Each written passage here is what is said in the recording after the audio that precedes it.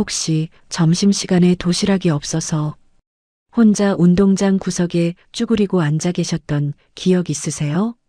친구들이 다 도시락 펼쳐놓고 맛있게 먹을 때 나는 배에서 꼬르륵 소리 날까봐 손으로 배를 꾹 누르고 앉아 있었던 그 시절. 국민학교 교실 난로 위에 도시락 냄새가 가득 퍼지던 그 시간에 나는 그냥 창밖만 하염없이 바라봤던 그 기억. 그게 벌써 50년도 넘은 이야기인데 왜 지금도 이렇게 선명하게 남아있는 걸까요? 오늘 이 영상 그 시절 이야기로 시작합니다. 근데 단순히 추억 얘기만 하려는 게 아니에요. 대한민국 65세 이상 노인 빈곤율 43%, OECD 회원국 중 당당히 1위입니다. 평생을 일하고 자식 키우고 이 나라 경제 다 이끌어 놓고 지금 하루 한 끼로 버티는 어르신들이 이렇게나 많습니다.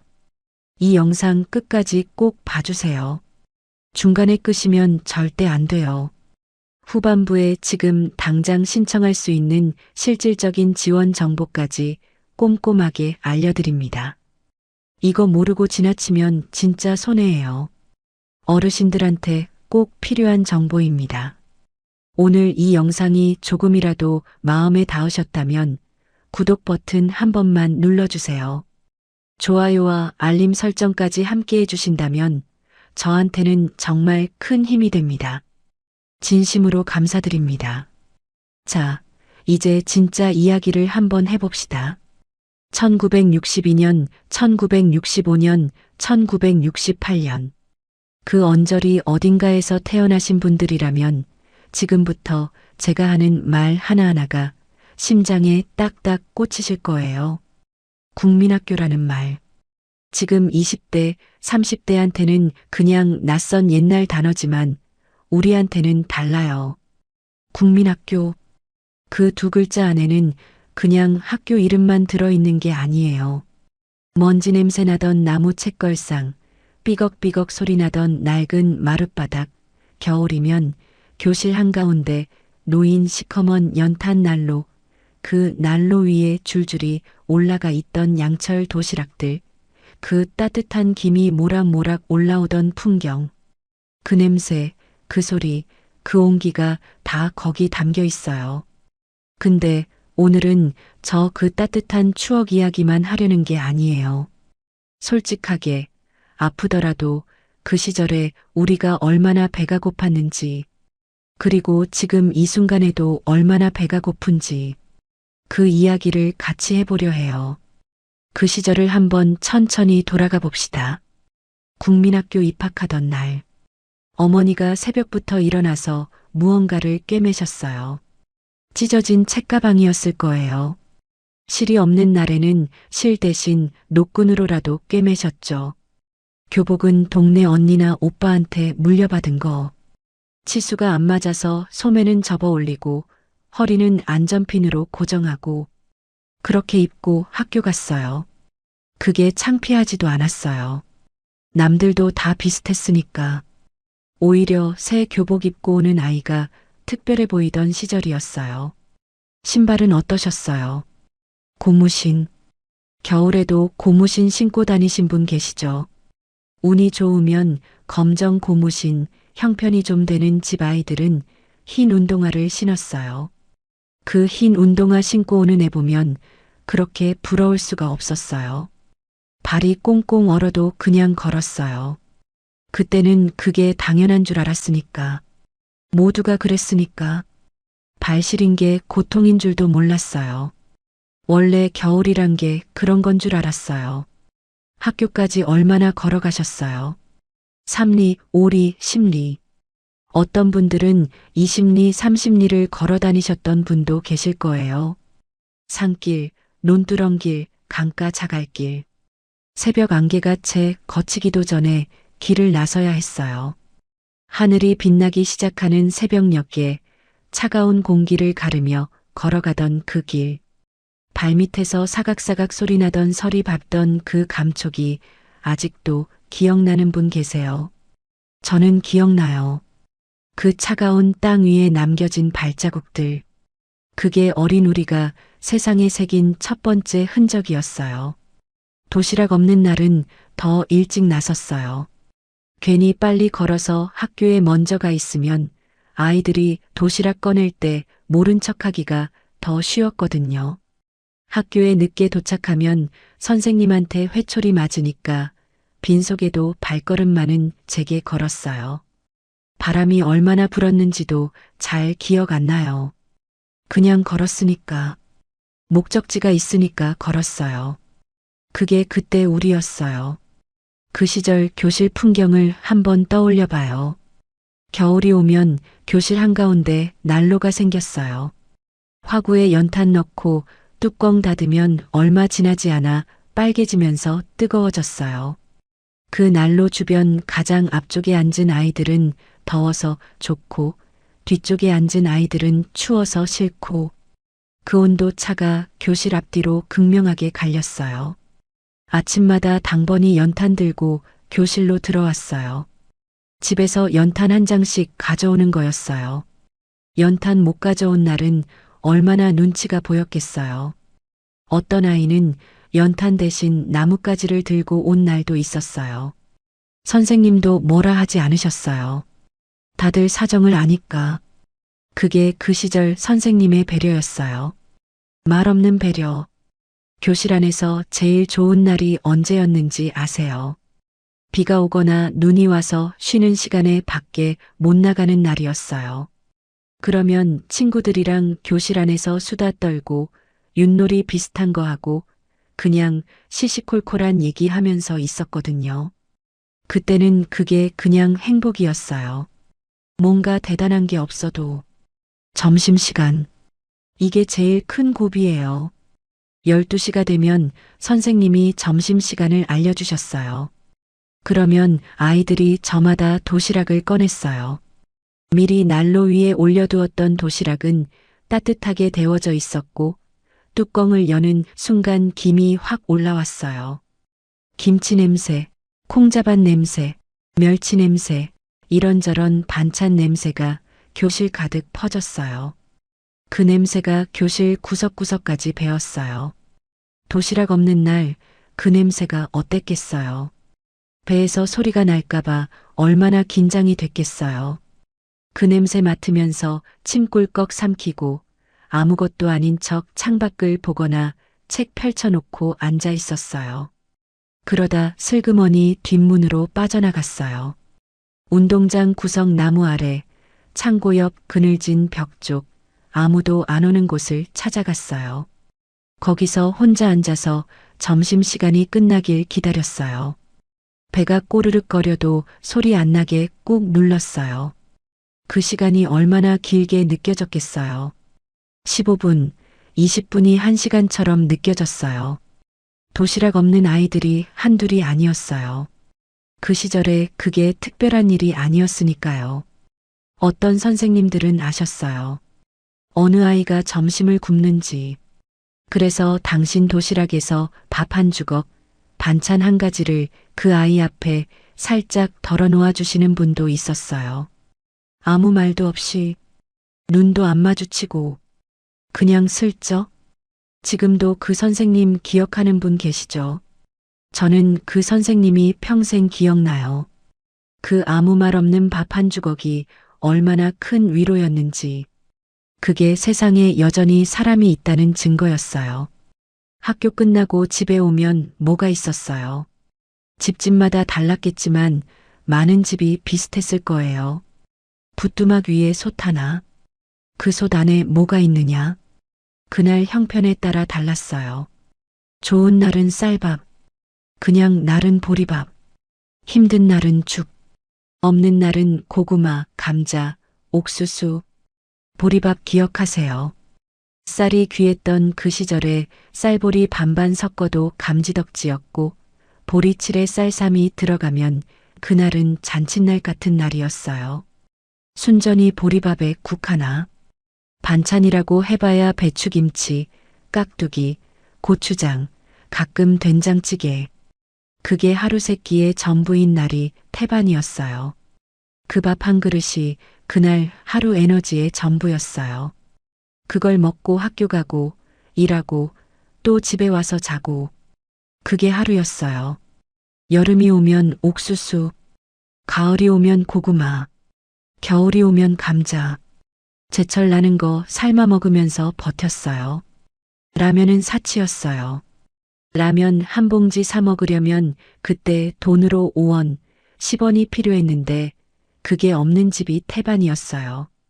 라면 먹는 날이 있으면 그날은 온 가족이 신이 났어요. 국물에 밥 말아 먹고 그게 그 시절 행복이었어요. 지금 생각하면 웃음이 나지만 그때는 진짜로 그게 좋았어요. 어머니 이야기를 안 할 수가 없어요. 어머니는 새벽에 제일 먼저 일어나셨어요. 밥 짓고 아이들 깨우고 도시락 싸고. 도시락 쌀 게 없는 날에는 그 새벽에 얼마나 속이 타셨겠어요. 찌꺼기 끌어 모아서 고구마라도 하나 넣고 아이가 학교에서 배고프면 어쩌나 싶어서 마음이 무너지셨을 거예요. 근데 애한테 티를 내면 아이가 상처받으니까 그냥 웃으면서 학교 보내셨죠. 그 웃음 뒤에 얼마나 많은 게 있었겠어요. 낮에는 밭일하고 밤에는 삭바느질 하셨어요. 전구 불빛 아래서 눈 비비며 남의 옷감 꿰매던 어머니 손. 바늘에 실 꿰다가 잘 안 보여서 침 묻혀 다시 꿰던 그 손.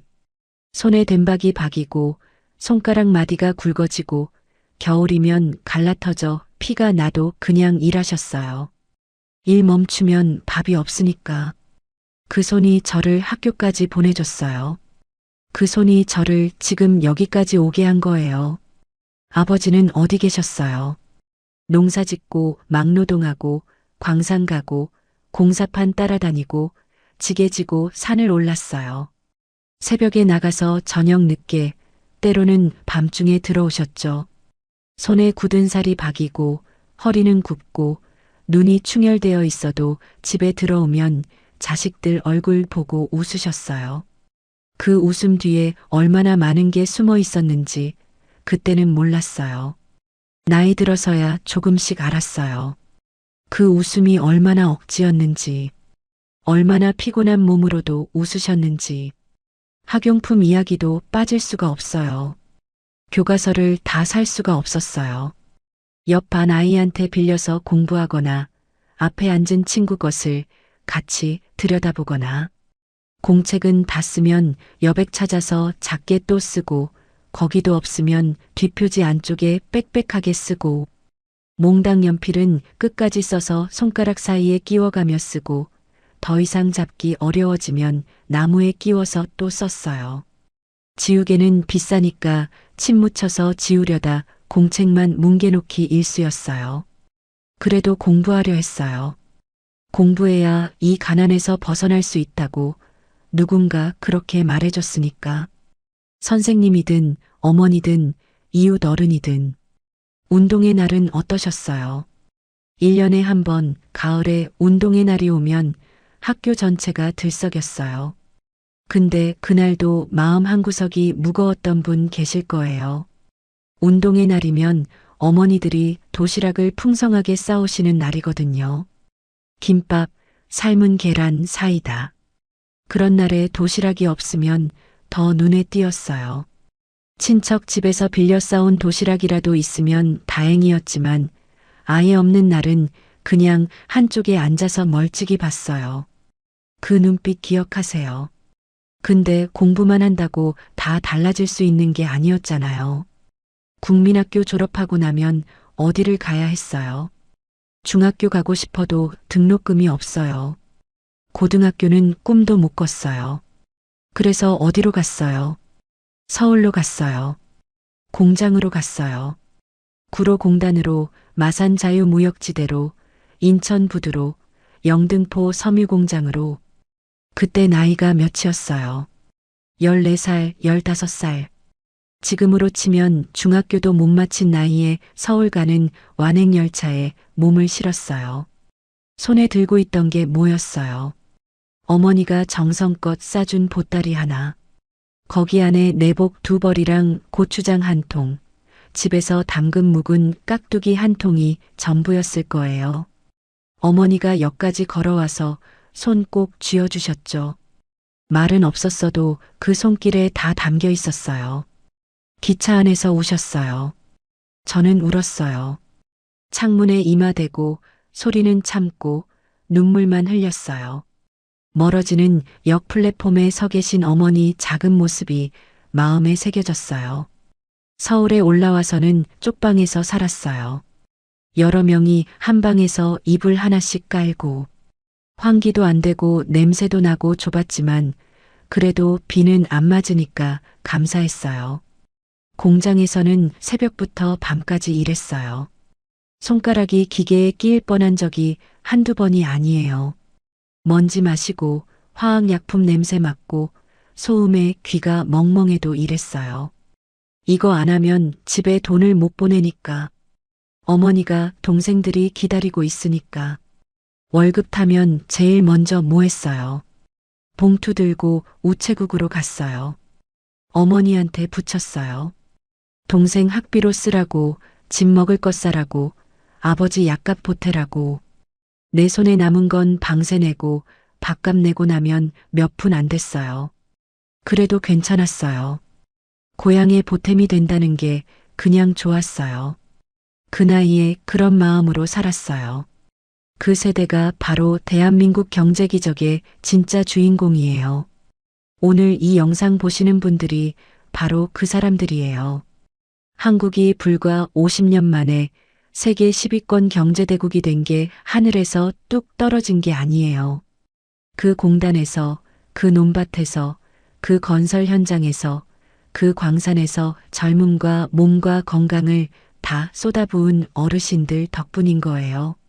1963년부터 1979년 사이에 한국의 연평균 경제 성장률이 9%가 넘었어요. 한강의 기적이라고 세계가 놀랐죠. 그게 어떻게 가능했겠어요? 사람들이 밤낮 없이 일했기 때문이에요. 휴일도 없이, 야근도 당연히, 추가 수당도 없이 일했어요. 그게 억울한 게 아니었어요. 살기 위해서, 가족을 위해서, 이 나라를 위해서 그래야 한다고 믿었으니까. 그 믿음으로 일했어요. 그 믿음이 지금의 대한민국을 만들었어요. 그렇게 20대, 30대를 다 쏟아부었어요. 결혼하고 자식 낳고 집 한 채 마련하려고 또 허리가 휘도록 일했어요. 그때 집값이 어땠어요? 서울로, 도시로 사람들이 몰리면서 집값이 올라도 너무 올랐어요.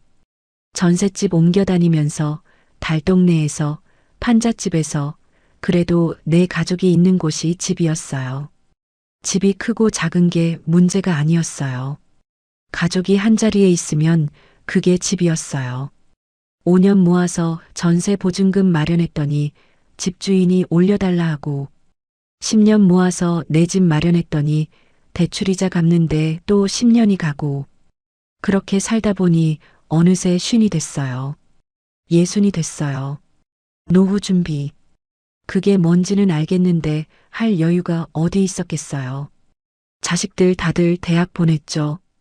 요즘 대학 4년 등록금이 4천만 원, 5천만 원이에요. 자식이 둘이면 억이 넘어요. 그걸 다 댔잖아요. 어디서 났어요? 적금 깨고 퇴직금 쏟아붓고 보험 해약하고 노후 준비할 여유가 어디 있었겠어요. 자식 뒷바라지가 먼저였어요. 내 노후보다 자식이 앞서는 게 우리 어르신들 마음이었잖아요. 그게 틀린 게 아니에요. 그게 사랑이니까. 자식 결혼시킬 때는 또 어떻게 했어요? 전세 보증금 해줘야 하고 혼수 해줘야 하고 예단이니 사돈집 대접이니 그것도 다 했잖아요. 손에 있는 거 다 줬잖아요. 빈손이 됐어도 자식 얼굴 보면 그냥 괜찮았어요. 그게 부모니까. 그게 우리 어르신들이었으니까. 근데 1997년에 IMF가 왔잖아요. 그때 몇 살이셨어요? 40대, 50대였죠. 한창 일할 나이였는데 하루아침에 직장이 없어졌어요. 구조조정이라는 이름으로 짐을 싸야 했어요. 20년, 30년 다닌 직장에서 그냥 잘려야 했어요. 그날 집에 들어가서 식구들한테 뭐라고 했어요. 말이 나왔어요. 저는 그분들 생각하면 지금도 가슴이 먹먹해요. 퇴직금 받아서 뭔가 해보려 했잖아요. 치킨집, 편의점, 식당, 세탁소 다 해봤는데 많은 분들이 다 잃었어요. 그 돈도 다 날렸어요. 그때 이 나라 전체가 흔들렸으니까. 어른 책임이 아니었는데 그 짐을 다 어른들이 짊어졌어요. 아무것도 안 했는데도 죄인이 된 기분이었을 거예요. 그때 정말 힘드셨잖아요. 말로 다 못할 만큼 가장으로서, 아버지로서, 어머니로서 얼마나 무너지는 기분이었겠어요. 가족한테 미안해서 밥도 못 먹겠고 자다가 밤중에 깨서 천장만 바라보고 그 밤들을 어떻게 버티셨어요? 어떻게 아침에 또 일어나셨어요? 그래도 일어나셨잖아요. 또 버티셨잖아요. 막노동이라도 했고 경비라도 했고 청소부라도 했어요. 자존심 접고 몸 낮추고 또 일했어요. 그게 우리 어르신들이에요. 죽어도 쓰러지지 않는 사람들. 배워온 게 그거니까. 국민학교 때부터 참는 법, 버티는 법을 몸으로 배워온 사람들이니까. 근데 이제 몸이 안 따라줘요. 무릎이 아파요. 허리가 안 좋아요. 눈이 침침하고 귀가 잘 안 들리고 손이 떨려요. 젊을 때 혹사한 몸이 이제 신호를 보내는 거예요. 더 이상 예전처럼 일하기가 힘들어요. 억지로 하면 더 크게 다칠 수 있어요. 근데 쉬면 돈이 없어요. 몸이 아파도 일해야 하는 이 상황. 그 딜레마가 이 순간 얼마나 많은 어르신들의 현실인지. 통장 잔고는 얼마예요? 한 달에 들어오는 돈이 얼마예요? 기초연금. 만 65세 이상이시면 받으시는 분들 계실 거예요. 2년 24년 기준으로 기초연금 최대 금액이 33만 4천 원이에요. 한 달에 33만 4천 원. 이게 주거비, 식비, 의료비, 교통비, 통신비를 다 해결해줘요. 서울에서 방 하나 세 들면 보증금 빼고 월세만 40만 원, 50만 원이에요. 기초연금 다 줘도 월세도 안 돼요. 지방이라도 30만 원은 해요. 거기서 밥은 어떻게 먹어요? 병원은 어떻게 가요? 국민연금은요? 2023년 기준으로 국민연금 수령자 평균 수령액이 한 달에 약 63만 원이에요. 이것도 올해 많이 낸 사람 기준이에요. 짧게 냈거나 납부 이력이 없는 분들은 훨씬 적게 받아요. 아니면 아예 못 받으시는 분들도 있어요. 그 시절에 직장이 변변치 않아서 농사 짓고 자영업 하다가 실패해서 국민연금을 제대로 납부 못하신 분들이 얼마나 많아요. 그분들은 지금 어떻게 사세요? 대한민국 65세 이상 노인 빈곤율이 43%예요. OECD 평균이 약 13%인데 우리나라가 그 3배가 넘어요. 세계 10위권 경제대국이라는 나라에서 노인 10명 중 4명이 상대적 빈곤선 이하로 살고 있어요. 빈곤선이 1인 가구 기준 한 달 소득 약 110만 원이에요. 110만 원도 안 되는 돈으로 살아가는 어르신이 그렇게 많다는 거예요. 이 나라 경제를 일으켜 세운 사람들이, 그분들이 지금 그렇게 살아가고 계세요. 새벽 5시, 아직 날도 제대로 안 밝은 시간에 리어카 끌고 나오는 분이 있어요. 폐지를 줍는 거예요. 아파트 단지 돌고, 상가 뒤편 돌고, 마트 옆 골목 돌고, 종이 박스를 모아서 실어요. 무거운 냉장고 박스도 혼자 접어서 올려요. 무릎이 아파도 허리가 아파도 폐지 20kg 모아서 고물상에 가져가면 킬로그램당 100원 안팎이에요. 20kg이면 2,000원이에요. 하루 종일 리어카 끌어도 10,000원 벌기가 쉽지 않아요. 한 달에 20만 원에서 30만 원. 그걸로 사시는 분들이 있어요. 근데 그 어르신들 왜 그렇게 사시는지 알아요. 자식한테 짐 되기 싫어서예요. 요양원 들어가고 싶지 않아서예요. 내 발로 걸을 수 있을 때까지, 내 손으로 먹을 것 마련할 수 있을 때까지 당당하게 살고 싶어서예요. 그 자존심 하나로 새벽 리어카를 끄는 거예요. 그 모습이 안쓰럽고 가슴 아프면서도 동시에 얼마나 대단한 분들인지, 그 새벽 리어카 소리가 그 어르신 인생 전체의 무게를 담고 있어요. 편의점 가보셨어요, 요즘? 야간에 계산대에 서 계신 분이 백발이세요. 이른이 넘어 보이시는데 야간 알바를 하세요. 밤 10시부터 새벽 6시까지. 시급 10,000원이에요. 8시간 일하면 80,000원이에요. 한 달 22일 일하면 176만 원이에요. 근데 그 몸으로 야간 알바를 어떻게 버텨요? 무릎도 안 좋고 허리도 안 좋은데. 그래도 하세요. 달리 방법이 없으니까. 집에 있으면 아무것도 안 들어오니까. 손님이 오면 그래도 인사할 사람이 있으니까. 그게 또 이유가 되기도 해요. 아파트 경비하시는 어르신들도 마찬가지예요. 24시간 막교대로 일하면서 월 200만 원 안팎. 거기서 사대보험 떼고 식비 빼고 반값 내고 나면 손에 남는 게 얼마 안 돼요. 젊은 사람들도 힘든 야간 경비를 어르신들이 하고 계신 거예요. 아파트 주민들한테 인사하면서 거기서 보람 찾으면서. 그게 지금 어르신들의 하루예요. 노인 일자리 사업으로 나오시는 분들도 있어요. 공원 청소, 학교 급식 보조, 주차 유도, 도서관 정리. 월 30만 원에서 50만 원이에요. 하루 서너 시간. 그나마 그게 있는 날은 낫다고 하세요. 밖에 나올 이유가 생기니까. 사람 만나는 게 생기니까.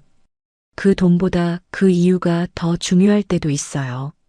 식사는 어떻게 하세요? 동네 경로당에서 한 끼 해결하시는 분들이 계세요. 복지관에서 무료 점심 먹으러 가시는 분들도 계세요. 거기가 싫은 게 아니에요. 거기 식사가 맛없는 게 아니에요. 근데 그걸 의지해야 하는 현실이 서러운 거예요. 내 돈으로 내가 먹고 싶은 거 사 먹고 싶은데. 그냥 고기 한 점, 생선 한 조각, 내 돈으로 사 먹고 싶은데 그게 안 되는 현실이. 그게 서러운 거예요. 어릴 때도 못 먹었는데 늙어서도 못 먹는다는 그 서러움이. 라면 한 봉지가 이제 1,000원이 훨씬 넘어요. 계란 한 판이 얼마예요? 배추 한 포기가 얼마예요? 물가는 계속 오르는데 들어오는 돈은 그대로예요. 마트 가면 카트에 뭘 넣을 때마다 계산기를 두드려요. 이거 사면 저거 못 사는 거니까. 삼겹살 한 번 먹으면 다음 주 반찬 값이 없으니까. 이게 국민학교 다닐 때랑 뭐가 달라요? 그때도 돈 없어서 못 먹었는데 지금도 돈 없어서 못 먹어요. 50년이 흘렀는데. 병원은 어떻게 하세요? 나이 들면 몸이 안 좋잖아요. 당뇨, 고혈압, 관절염, 백내장. 한 달에 병원비, 약값이 얼마나 나와요? 어떤 분들은 서너 군데 병원을 다니세요. 내과, 정형외과, 안과. 가는 데마다 진료비에 약값에.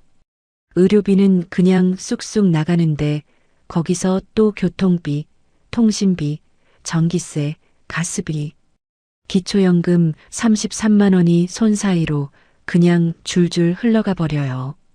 손에 쥐었다 싶으면 이미 없어요. 치아도 문제예요.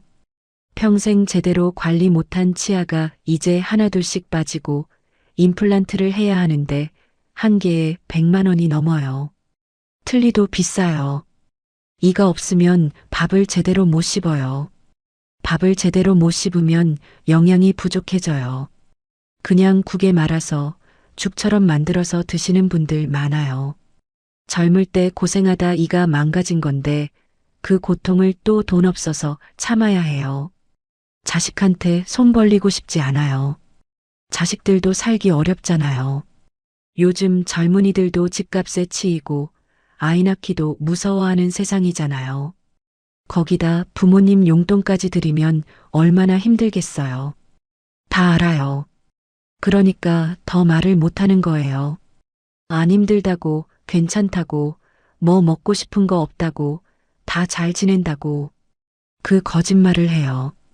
그 거짓말이 사랑이기도 하고, 그 거짓말이 상처이기도 해요. 명절에 자식들이 와요. 잠깐 얼굴 보고 바빠서 가요. 용돈 얼마 쥐어주고 가요. 그 돈 받으면서 고마운데 또 미안해요. 그냥 오래오래 건강하게 살아줘서 자식한테 짐이 되지 말아야지. 그 생각밖에 없어요. 그게 지금 우리 어르신들의 마음이에요. 자식한테 짐이 되지 않으려고 아픈 것도 참고 힘든 것도 참고 혼자 다 감당하려 하세요. 혼자 사시는 분들은 더 외로우시죠. 배우자가 먼저 세상 떠나고 나면 그 빈자리가 얼마나 크겠어요. 하루 종일 아무하고도 말 한마디 못하는 날이 있어요. 텔레비전 켜놓고 그냥 바라보는 거예요. 그 소리라도 있어야 너무 조용하지 않으니까. 식사는 혼자 해봤자 귀찮아서 빵 하나, 과자 하나로 때워요. 그게 하루 한 끼예요. 2022년 기준으로 우리나라 독거 노인이 180만 명이 넘어요. 그 중에 많은 분들이 하루에 외부인과 대화 한 번도 못하는 날이 있다고 해요. 코로나 때는 더 심했어요. 경로당 문 닫히고 복지관 문 닫히고 아무도 안 찾아오고 그 고요한 시간이 얼마나 길고 무서웠겠어요.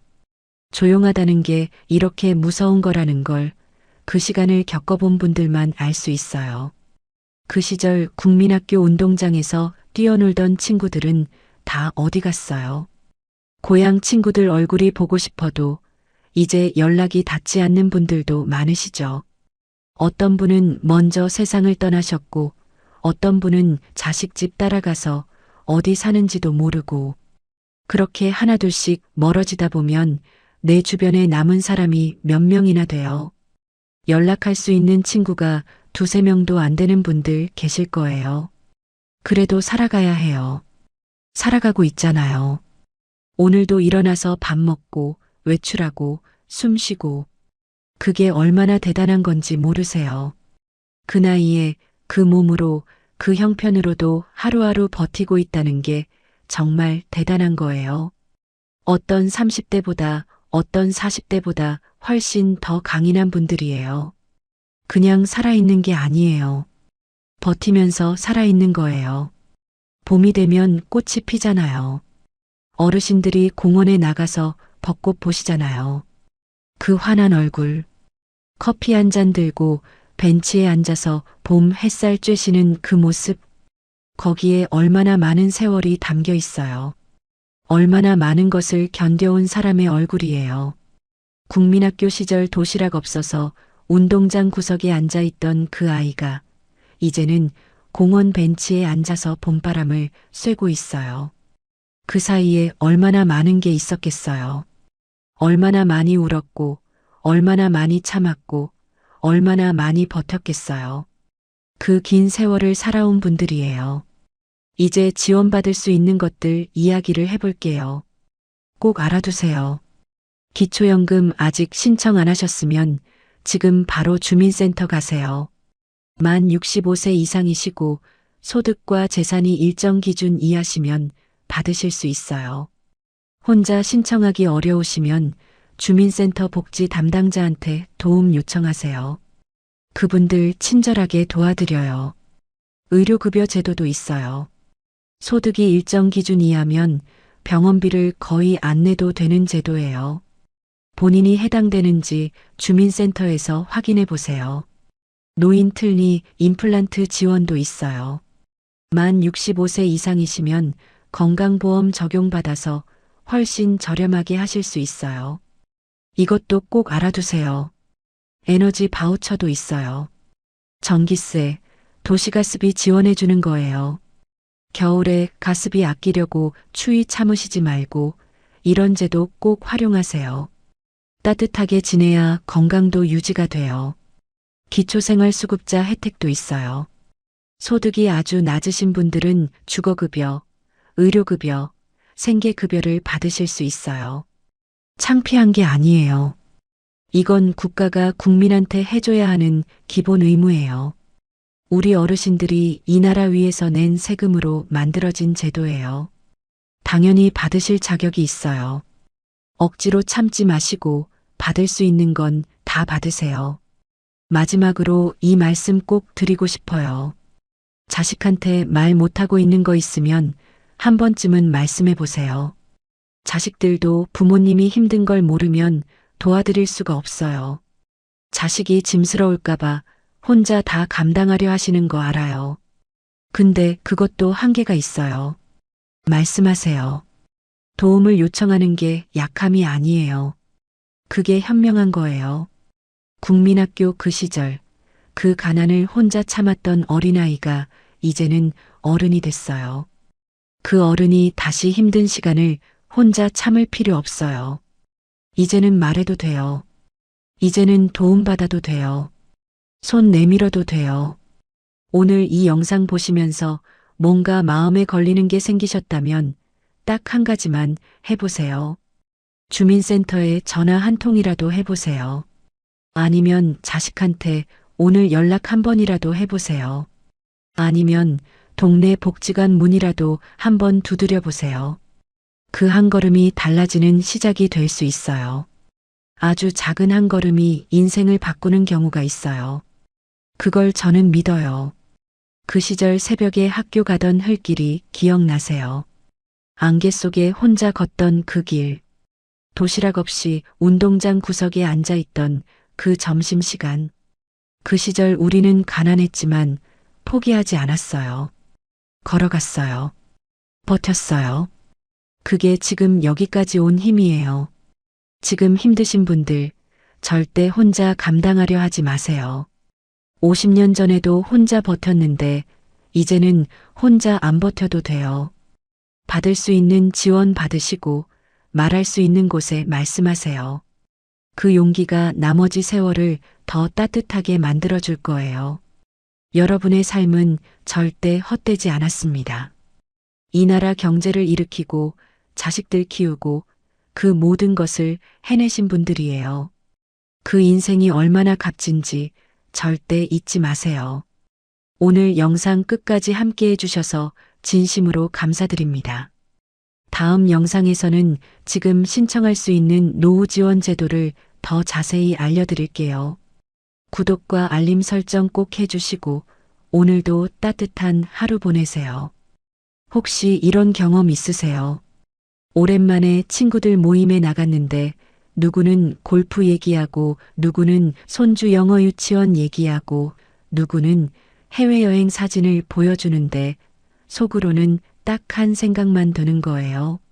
아니, 다들 은퇴했다면서 저 사람들 통장엔 도대체 얼마가 들어있길래 저렇게 태어날까? 그리고 집에 돌아와 내 통장을 보는 순간 심장이 철렁 내려앉죠. 1억이면 버틸 수 있을까? 2억이면 그래도 좀 괜찮을까? 3억이면 노후가 안전할까? 그런데요, 오늘 제가 말씀드릴 진실은 생각보다 훨씬 차갑습니다. 통장에 3억이 있어도 빈곤층으로 추락하는 사람, 실제로 적지 않습니다. 반대로 통장 잔고가 많지 않아도 끝까지 무너지지 않는 분들도 있습니다. 왜 이런 차이가 나는지 오늘 영상에서 아주 현실적으로 보여드릴 겁니다. 더 무서운 건 대부분의 사람이 무너질 때까지 자기가 무너지고 있다는 사실조차 모른다는 겁니다. 영상 후반부에 지금 당장 통장을 지키는 가장 현실적인 기준도 말씀드릴 테니 오늘만큼은 끝까지 꼭 함께 해주세요. 이 영상 하나가 여러분 노후의 방향을 바꿀 수도 있습니다. 시작하기 전에 조심스럽게 한 말씀만 드릴게요. 이 채널이 겉도는 위로보다 실제로 도움이 되는 이야기를 끝까지 이어갈 수 있는 건 늘 함께 해주시는 여러분 덕분입니다.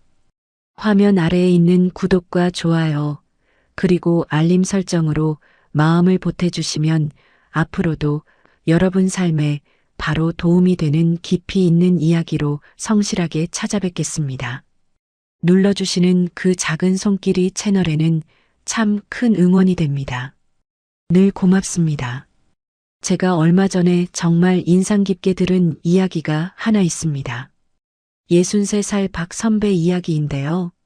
이분은 회사에서 임원까지는 아니어도 제법 오래 버티고 정년을 채운 분이었습니다.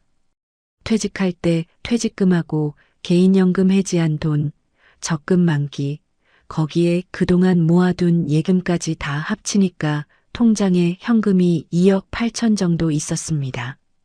본인 입으로도 그러셨어요. 이 정도면 우리 부부는 됐다. 집도 있고 애들 다 키웠고 이제부터는 좀 쉬어도 되겠다. 그런데 딱 3년 지나고 나서 다시 만났더니 표정이 완전히 달라져 있더라고요. 예전엔 목소리에 힘이 있었는데 그날은 말끝마다 한숨이 붙어 있었습니다. 그래서 조심스럽게 여쭤봤어요. 선배님, 요즘 어떠세요? 그랬더니 한참을 뜸 들이다가 이렇게 말씀하시더라고요. 나 지금 통장에 6천도 안 남았어. 솔직히 무섭다. 제가 순간 잘못 들은 줄 알았습니다. 2억 8천이 어떻게 3년 만에 6천이 되냐는 거죠. 그런데 하나하나 듣고 보니요. 그 돈이 어디로 사라졌는지 너무 선명하게 보였습니다. 큰 사기 당한 것도 아니고 주식으로 한 방에 날린 것도 아니었어요. 오히려 더 무섭습니다. 다 평범한 지출이었거든요. 아들 결혼할 때 전세 보증금 도와준 돈 8천, 혼수가전 보태준 돈 1,500, 손주 태어났을 때 산후조리원 비용 일부 보탠 돈 300, 명절마다 자녀들 용돈 조금씩 챙긴 돈, 배우자 치과, 임플란트 비용, 본인 허리 시술, 자동차 바꾸지 말자고 해놓고 그래도 오래 탔다며 중고차 보태 산 돈, 그리고 은퇴했으니 이번 생에 한 번은 가보자 싶어서 다녀온 여행 경비. 이렇게 보면 한 건 한 거는 다 이해가 가는 돈입니다. 문제는 그 모든 돈이 월급이 끊긴 뒤에 다시 채워지지 않는 통장에서 빠져나갔다는 겁니다. 많은 분들이 여기서 첫 번째 착각을 합니다. 퇴직금은 큰 돈으로 들어오니까 마음속에서 자꾸 자산처럼 느껴지는 게 아니라 소득처럼 느껴져 버립니다. 예전에는 매달 300, 400, 500이 들어왔으니 통장에 2억이 찍히면 괜히 마음이 든든해져요. 마치 몇 년은 그냥 버틸 수 있을 것 같은 착각이 옵니다. 그런데 계산을 냉정하게 해보면 다릅니다. 예를 들어 부부가 살면서 국민연금 합쳐서 월 200만 원을 받는다고 해볼게요. 겉으로 보면 그리 적지 않아 보입니다. 하지만 서울 외곽의 아파트에서 부부 둘이 평범하게 살 때 관리비가 계절 따라 25만 원에서 35만 원, 식비가 아무리 아끼고 장을 잘 봐도 60만 원에서 80만 원, 통신비 둘이 합쳐 10만 원 안팎, 자동차 한 대 유지하면 보험료와 기름값과 정비비 나눠서 월 30만 원은 잡아야 하고 실손보험이나 건강보험성 보험이 몇 개만 있어도 40만 원, 건강보험료 지역가입 전환 뒤에 20만 원대 후반에서 30만 원대, 경조사와 소소한 병원비와 생활소모품까지 합치면 금방 250만 원을 넘어갑니다. 여기에 계절 옷 한 벌, 냉장고 고장, 친구 모임 두어 번, 명절 지출까지 들어오면 월 300만 원은 우습게 넘어가요. 다시 말해 연금이 200만 원 들어와도 매달 최소 100만 원은 적자라는 뜻입니다. 100만 원 적자면 1년에 1200만 원입니다. 여기에 의료비 한 번 크게 터지고 자녀일 한 번 겹치면 연간 2천만 원, 3천만 원도 어렵지 않게 빠집니다. 그러면 통장에 1억 있어도 내해, 5해가 아니라 생각보다 훨씬 빨리 얇아지는 겁니다. 이 계산을 은퇴 전에 끝까지 해본 분이 생각보다 많지 않습니다. 더 현실적인 장면을 하나 말씀드릴게요. 59에 명예퇴직한 정 여사님 이야기입니다. 이분은 주변에서 보기엔 늘 단정하고 모임에 가면 밝고 말도 참 곱게 하시는 분이었어요. 남편이 먼저 퇴직하고 본인도 일을 정리한 뒤에 통장에 1억 3천 정도 남겼다고 하셨어요. 집은 작아였고 빚도 없어서 다들 부러워했죠. 그런데 정 여사님은 남들 모르게 밤마다 계산기를 두드리며 잠을 못 잤습니다. 왜냐하면 남편 국민연금이 120만 원, 본인 연금이 40만 원 정도였는데 둘이 실제로 쓰는 돈은 한 달 평균 270만 원이었거든요. 차이가 110만 원입니다. 110만 원 정도면 버틸만 하지 않나? 이렇게 생각하실 수 있는데요. 사람 사는 데는 매달 똑같이 안 나갑니다. 7월엔 에어컨 전기료가 붙고 겨울엔 난방비가 붙고 봄가을엔 결혼식이 몰리고 생일이며 환갑이며 각종 봉투가 몰립니다. 어느 달은 카드값이 310만 원, 어느 달은 360만 원, 갑자기 가전제품 하나만 바꿔도 400만 원이 훌쩍 넘어갑니다. 정 여사님이 제일 괴로워했던 건 식비였습니다.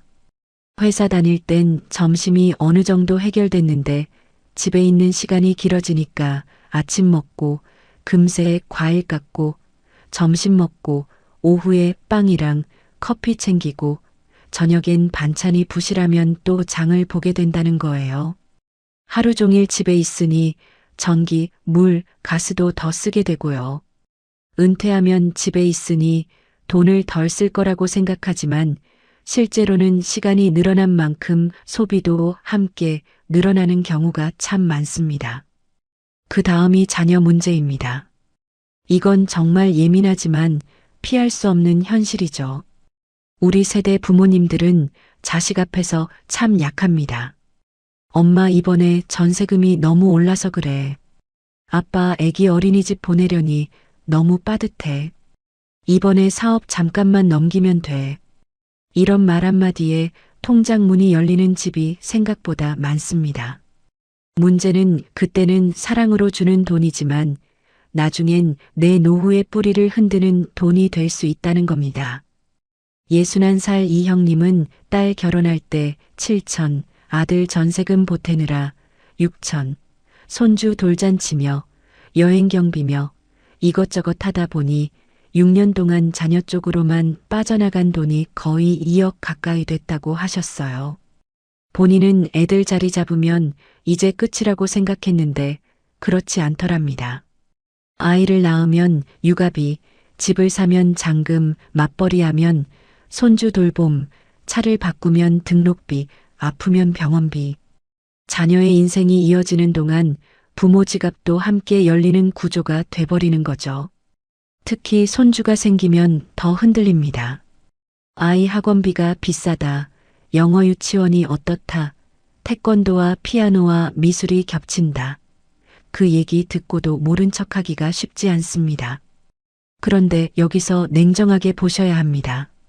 노후 통장은 자녀 사랑을 증명하는 곳이 아니라 부모 생존을 지키는 마지막 방어선입니다. 이 마지막 방어선이 무너지면 나중에는 자녀에게 기대지 않으려던 자존심까지 함께 무너집니다. 처음에는 도와주는 부모였는데 10년 뒤에는 도움을 기다리는 부모가 되는 경우가 정말 있습니다. 또 하나 우리가 너무 가볍게 보는 게 병원비입니다. 건강할 때는 실감이 안 납니다. 감기약 몇천 원, 동네 병원 진료비 10,000원대, 이런 기억만 있으니까요. 그런데 60대 후반, 70대 들어서면 병원비의 결이 완전히 달라집니다. 허리 통증으로 시작해서 엑스레이 찍고, 약 먹고, 물리치료 다니다가 MRI 찍고, 주사 맞고, 시술 얘기 나오고, 대학병원 진료 연결되면 하루아침에 수십만 원이 우습게 나갑니다. 눈이 침침해서 갔더니 백내장 수술 얘기 나오고 치아가 흔들려서 갔더니 임플란트가 몇 개 필요하다 하고 무릎 아파서 걷기 싫다 했더니 연골 상태가 안 좋다며 주사부터 맞아보자고 하죠. 보험이 있다고 다 해결되는 게 아닙니다. 연령이 올라가면 새 보험 가입은 사실상 어렵고 오래전 들어둔 보험은 보장이 낡았거나 한도가 낮은 경우가 많습니다. 무엇보다 큰 병은 병원비만 드는 게 아니라 돌봄 비용이 함께 듭니다. 입원하면 보호자 교통비와 식비가 붙고 퇴원 후에는 재활, 간병, 영양식, 보조기구, 택시비까지 붙습니다. 제가 아는 71살 부부는 남편분이 심장 쪽 시술을 한번 받고 난 뒤로 병원과 약국, 검사 예약 사이를 오가며 석 달 동안 1,000만 원 넘게 나갔다고 하셨어요. 그 돈이 한 번에 펑 하고 나가버리면 사람 마음이 완전히 달라집니다. 그전까진 우린 그래도 괜찮아 하던 분이 그 뒤로는 마트 가서 과일 한 상자도 망설이게 돼요. 노후 빈곤은 어느 날 거지처럼 보여서 오는 게 아닙니다. 이렇게 조용하고 품위 있게 그러나 무섭게 다가옵니다.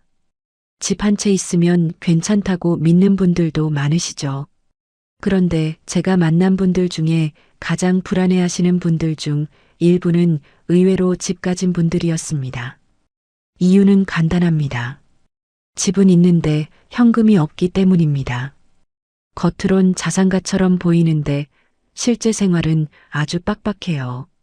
아파트 값이 10억이라고 해도 그 집에서 계속 살아야 하니 당장 꺼내 쓸 수 있는 돈은 아니잖아요. 그런데 세금은 오르고 관리비는 오르고 수선비는 들고 집값이 오른 만큼 건강보험료 산정에도 영향을 받고 무슨 일이 생기면 담보대출 얘기가 먼저 나옵니다. 그러다 보니 통장 잔고는 계속 줄고 마지막엔 집은 있는데 생활비가 없다는 상황이 만들어집니다. 이게 참 서글픕니다. 자식들은 부모님이 좋은 아파트에 사니 당연히 여유 있을 거라고 생각하고 부모는 체면 때문에 어렵다는 말을 못합니다. 실제로 어떤 분은 명절마다 자녀 가족이 다녀가면 고기 사고 과일 사고 용돈 챙기고 나서 일주일 동안 카드감 생각에 속이 쓰리다고 하셨어요. 아파트 시세는 뉴스에 나오는데 정작 냉장고 속 반찬은 초라한 거죠. 그래서 노후의 핵심은 자산 총액이 아니라 현금 흐름이라는 말을 자꾸 드리는 겁니다. 보여지는 재산보다 중요한 건 다음 달 카드 대금을 떨지 않고 낼 수 있느냐입니다. 친구들과의 관계도 생각보다 큰 변수입니다.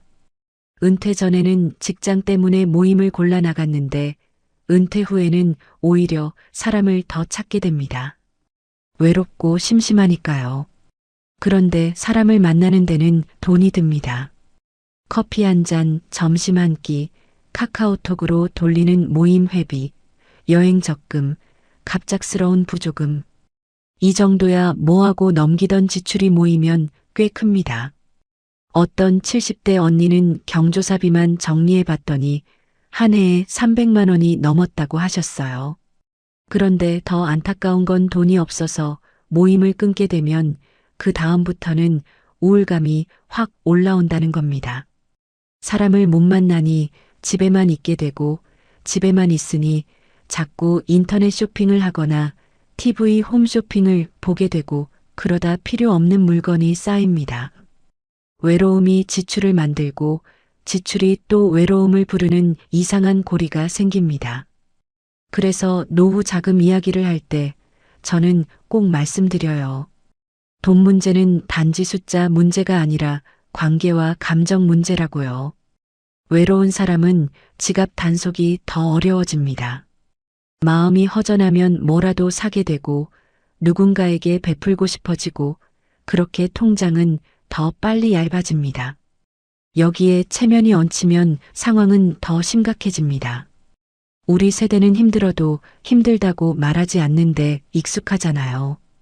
자식 앞에서 초라해 보이기 싫고 친구들 사이에서 꼴리는 것도 싫고 친척들 모인 자리에서 요즘 형편이 좀 그래.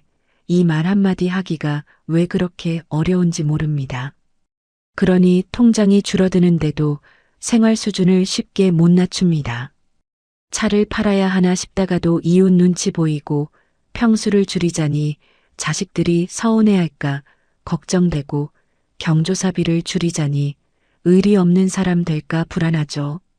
그래서 차라리 내가 덜 먹고 덜 입고 덜 자고 버팁니다. 그런데 그 방식은 오래 못 갑니다. 어느 순간 몸이 망가지거나 마음이 꺾여요. 제가 아는 한 부부는 통장에 1억 7천이 남았을 때도 여전히 큰 차를 몰고 계셨습니다. 유지비가 많이 들어 팔자고 몇 번을 얘기했지만 남편분이 끝내 못 놓았어요. 결국 보험료, 자동차세, 수리비, 주유비가 매년 1,000만 원 가까이 들었고 몇 년 지나고 나니 그 차가 남긴 건 추억이 아니라 통장 구멍이었습니다. 노후의 체면은 참 비쌉니다. 그리고 그 비싼 값을 나중에 건강과 불안으로 치르게 됩니다. 여기서 독신과 부부의 차이도 꼭 짚고 넘어가야 합니다. 많은 분들이 배우자가 한 명 줄면 생활비도 절반 줄겠지 하고 생각하시는데 현실은 그렇지 않습니다. 관리비, 난방비, 인터넷, 기본 식재료, 병원 가는 택시비 같은 고정 지출은 혼자 살아도 크게 줄지 않습니다. 오히려 혼자 있으면 귀찮아서 외식을 더 자주 하게 되거나 배달에 의존하게 되는 경우도 많고 아프면 혼자 해결이 안 되니까 더 많은 비용이 붙기도 합니다. 남편을 먼저 보내고 혼자 사는 60대 후반 최 여사님은 처음엔 혼자면 돈 덜 들겠지 하셨답니다. 그런데 막상 살아보니 반찬을 조금씩 사도 비싸고 가스비는 비슷하고 병원 갈 때마다 택시를 타게 되고 집이 조용하니 자꾸 밖으로 나가 카페라도 가게 되더라는 거예요. 무엇보다 사람이 혼자 살면 판단이 흔들릴 때가 많습니다. 누가 투자 좋다 하면 혹하고 누구 보험 좋다 하면 혹하고 누가 상가 분양 받았다고 하면 따라가고 싶어집니다. 옆에서 말려줄 사람이 없으니까요. 그래서 독신 노후는 단순히 돈의 문제가 아니라 판단을 함께 점검해 줄 사람의 부재 문제까지 포함됩니다. 통장에 같은 1억이 있어도 부부가 서로 감시하며 지키는 집과 혼자 외롭게 흔들리며 지키는 집의 결과는 꽤 다르게 나타납니다.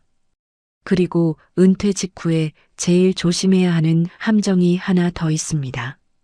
이 돈 굴려야지 하는 마음입니다.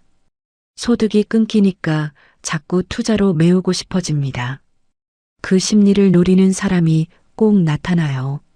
지인 통해서 들은 상가, 월 배당 준다는 부동산, 원금 손실 적다는 상품, 친구 아들이 한다는 사업, 교회나 모임에서 은근히 도는 투자 이야기.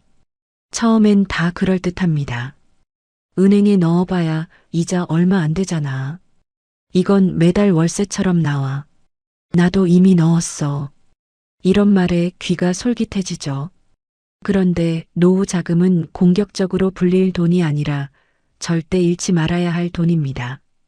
58배 퇴직한 한 분은 노후 자금 2억 중 5천을 지인 속의 상가 분양에 넣었다가 공실이 길어지면서 관리비와 대출이자만 계속 냈습니다.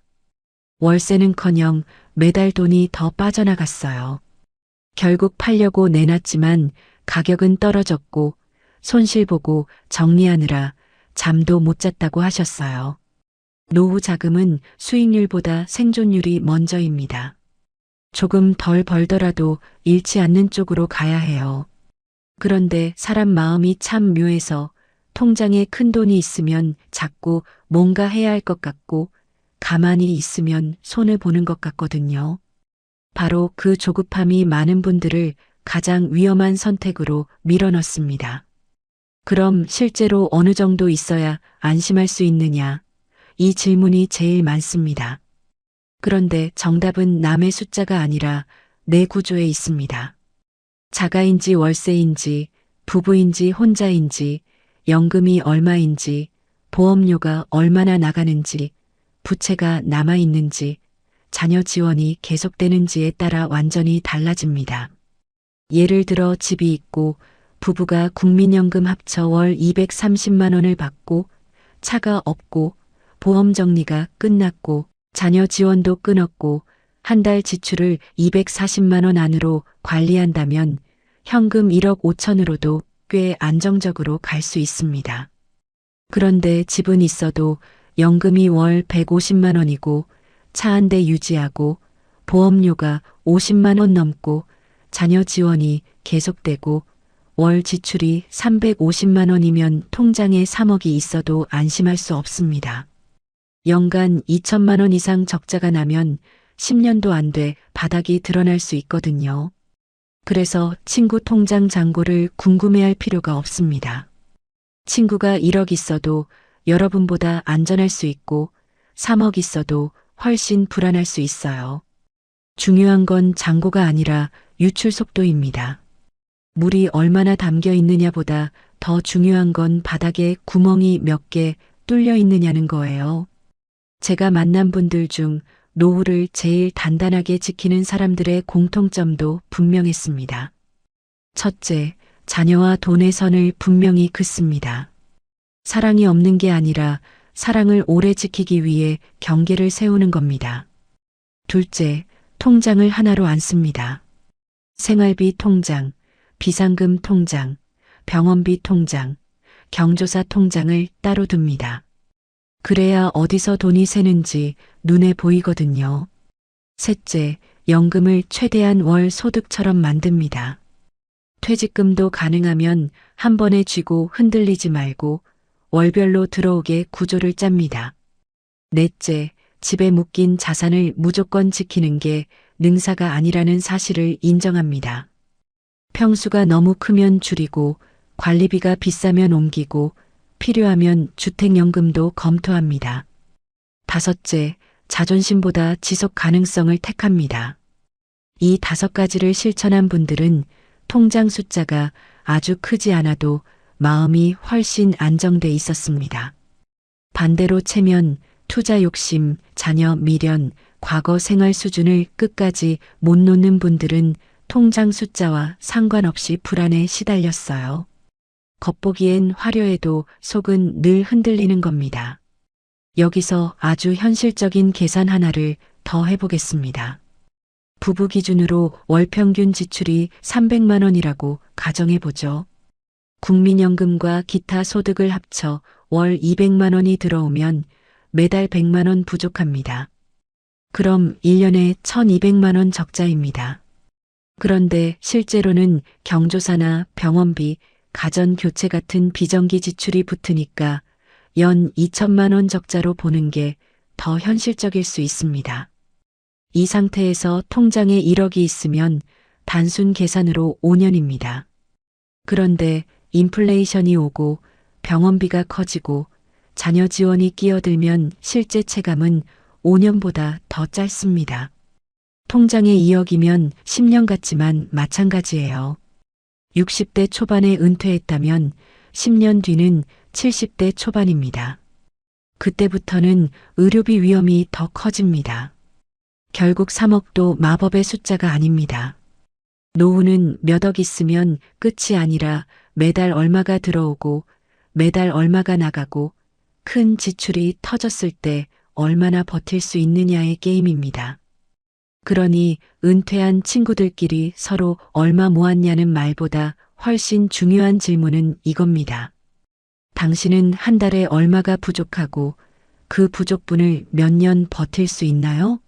이 질문 앞에서는 허세가 다 사라집니다. 그럼 지금 이 영상을 보는 여러분은 뭘 해야 하느냐? 저는 거창한 재테크보다 먼저 3가지 장면을 떠올려 보시라고 말씀드리고 싶습니다. 첫 번째는 평범한 한 달입니다. 병원도 안 가고 자녀 일도 없고 여행도 안 가고 그냥 평범하게 살아가는 한 달에 우리 집에서 진짜 얼마가 나가는지 적어보세요. 두 번째는 조금 힘든 한 달입니다. 병원 검사 1번, 경조사 2번, 손주 용돈 좀 나가는 달.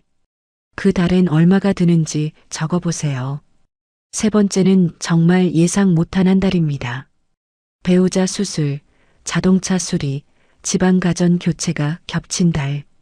그때 내가 얼마나 버틸 수 있는지 계산해 보세요.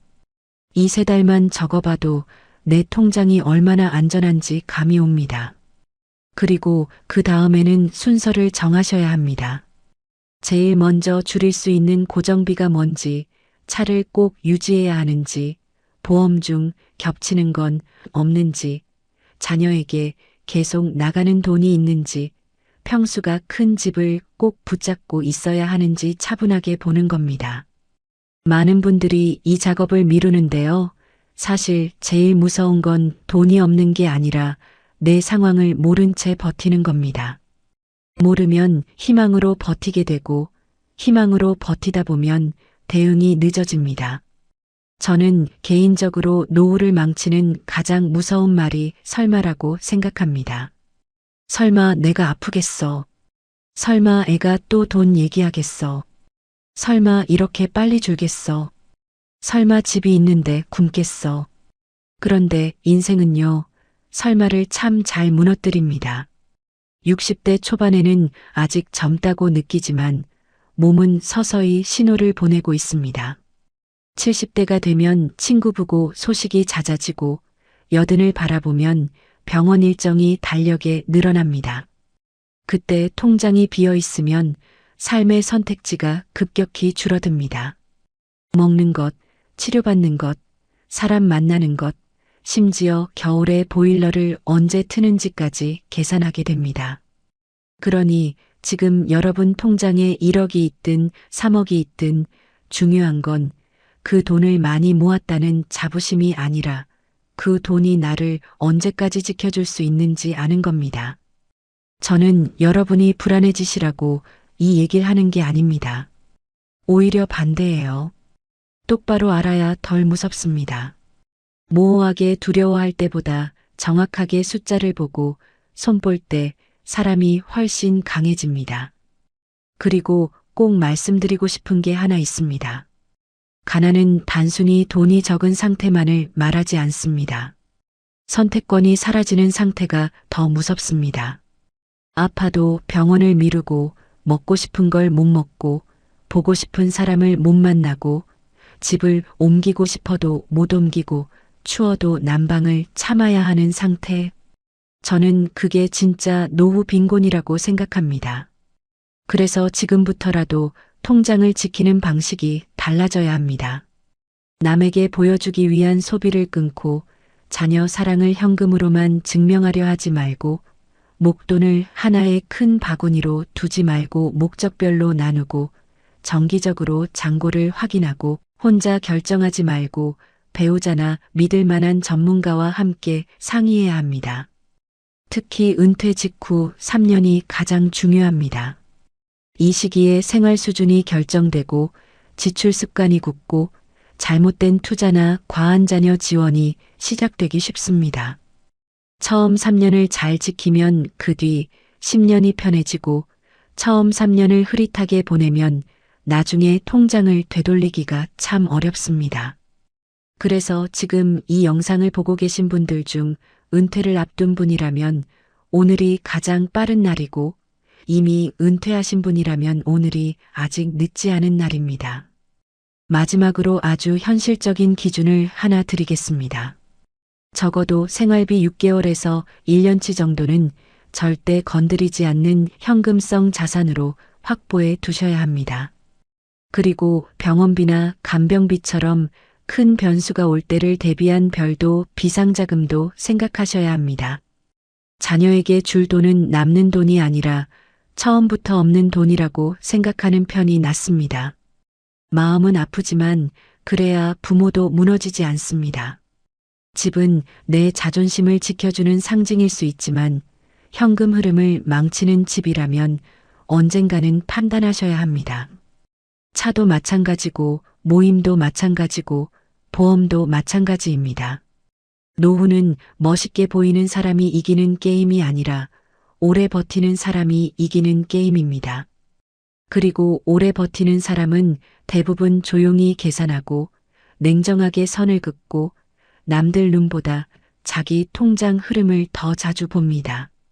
친구가 얼마 있느냐보다 내가 얼마를 지킬 수 있느냐가 훨씬 중요합니다. 이 단순한 사실을 빨리 받아들일수록 노후는 훨씬 편안해집니다. 또 다른 사례를 하나 말씀드릴게요. 66살 서 여사님은 남편과 둘이 살다가 남편이 갑자기 큰 수술을 받으면서 삶의 계산법이 완전히 바뀌었습니다. 그전까지는 늘 우리는 적게 써서 괜찮아라고 하셨던 분이에요. 국민연금과 소소한 임대 수입 비슷한 돈을 합치면 월 240만 원 정도 들어왔고 지출은 200만 원 안팎이라고 생각하셨답니다. 그런데 막상 수술이 닥치고 나니 드러나지 않던 지출이 줄줄이 튀어나왔습니다. 병원 주차비, 보호자 식비, 약국에서 사오는 소모품, 퇴원 뒤 죽과 반찬을 따로 사는 비용, 재활하러 갈 때마다 타는 택시비, 병실에서 급히 결제하는 자잘한 생활용품, 그리고 무엇보다 간병을 부탁하기 어려운 날에 부르는 시간제, 돌봄 비용까지요. 서 여사님이 울먹이며 하신 말씀이 아직도 기억납니다. 큰 돈은 수술비가 아니더라. 자잘한 돈이 매일매일 내 숨통을 죄더라. 노후의 지출은 이렇게 무섭습니다. 우리가 평소 적어놓는 큰 항목 말고도 돌발 상황이 생기면 이름도 없던 지출들이 끝도 없이 나타납니다. 그래서 저는 늘 말씀드립니다. 노후 통장을 볼 때는 예쁜 계획보다 지저분한 현실을 먼저 넣어서 계산해야 한다고요. 실제로 장바구니만 봐도 세월이 달라졌다는 게 느껴집니다. 예전엔 10,000원이면 장을 봤다는 말 다들 하시잖아요. 그런데 지금은 과일 조금, 계란 한 판, 두부, 우유, 반찬거리 몇 가지만 담아도 금세 몇만 원이 됩니다. 여기에 고기라도 한번 사면 체감이 확 다르죠. 나이 들수록 잘 먹어야 한다고 해서 과일 챙기고 단백질 챙기다 보면 식비가 줄지 않습니다. 오히려 혼자 사는 분들은 소량 구매를 자주 하게 되니 더 비싸게 먹히기도 해요. 통신비도 예전 요금제를 그대로 쓰고 TV 결합 상품도 안 보는데 유지하고 정수기나 렌털비도 그냥 빠져나가고 오래전 들어둔 보험도 정확히 뭔지 모르면서 계속 내는 분이 많습니다. 그러니 통장 잔고를 볼 때 단순히 아직 이 정도 남았네 하고 안심할 일이 아닙니다. 매달 자동이체가 몇 건인지 그 중에 지금 내 삶에 진짜 필요한 게 몇 개인지 살펴봐야 합니다. 노후에 돈을 지키는 사람은 특별히 많이 버는 사람이 아니라 작은 새는 구멍을 귀찮아하지 않고 막는 사람입니다. 그리고 그 구멍은 대부분 화려한 데서가 아니라 너무 익숙해서 보이지 않는 데서 생깁니다. 그래서 저는 오늘 영상을 보신 분들께 아주 단순하지만 강력한 실천 하나를 더 권하고 싶습니다. 다음 달부터 통장을 3칸으로 나눠보세요. 첫 번째는 절대 생활 통장입니다. 관리비, 공과금, 식비, 교통비처럼 매달 반드시 쓰는 돈만 넣습니다. 두 번째는 변동 통장입니다. 병원비, 경조사비, 손주 용돈, 모임비처럼 달마다 들쑥날쑥한 돈을 넣습니다. 세 번째는 건드리면 안 되는 방어 통장입니다. 여긴 정말 큰일 아니면 손대지 않는 돈을 두는 겁니다. 이렇게 나누면 내가 지금 생활이 빠듯한 건지, 경조사 때문에 흔들리는 건지, 자녀 문제 때문에 구멍이 나는 건지가 보입니다. 대부분의 불안은 돈이 없어서만 생기지 않습니다. 어디서 새는지 몰라서 생깁니다. 그리고 알게 되면 생각보다 손볼 수 있는 부분이 꽤 많습니다. 차를 처분하는 결정, 보험 하나 정리하는 결정, 자녀에게 미안하지만 이번엔 어렵다고 말하는 결정. 이 모든 게 처음엔 아프지만 나중에는 여러분 삶을 살립니다. 노후는 누가 대신 책임져 주지 않습니다. 결국 내 통장은 내가 지켜야 합니다. 그리고 그 첫걸음은 거창한 재테크가 아니라 내 돈의 길을 똑바로 보는 용기입니다. 오늘 이야기가 마음 한구석을 조금 세게 건드렸을 수도 있습니다. 하지만 불편한 진실을 빨리 마주하는 사람이 결국 자기 노후를 지킵니다. 통장에 1억이 있든 2억이 있든 3억이 있든 그 숫자 하나만으로는 안전이 보장되지 않습니다. 내 삶을 지키는 건 잔고의 크기보다 지출의 속도, 현금 흐름, 그리고 결정을 미루지 않는 태도입니다. 오늘 영상이 끝나면 꼭 한 가지만 해보세요. 종이 한 장 꺼내서 우리 집 한 달 고정 지출을 적고 자녀에게 나가는 돈이 있는지 줄일 수 없는 지출과 줄일 수 있는 지출을 나눠보세요. 거기서부터 길이 보입니다. 긴 시간 진심으로 함께 해주셔서 감사합니다. 다음 영상에서는 은퇴 후 절대 줄이면 안 되는 지출과 당장 끊어도 되는 지출을 현실적으로 구분해서 더 깊이 말씀드리겠습니다. 어디에서 이 영상을 보고 계시든 여러분의 오늘과 내일 위에 품이 있는 평안과 든든한 여유가 오래 머무르기를 진심으로 바라겠습니다.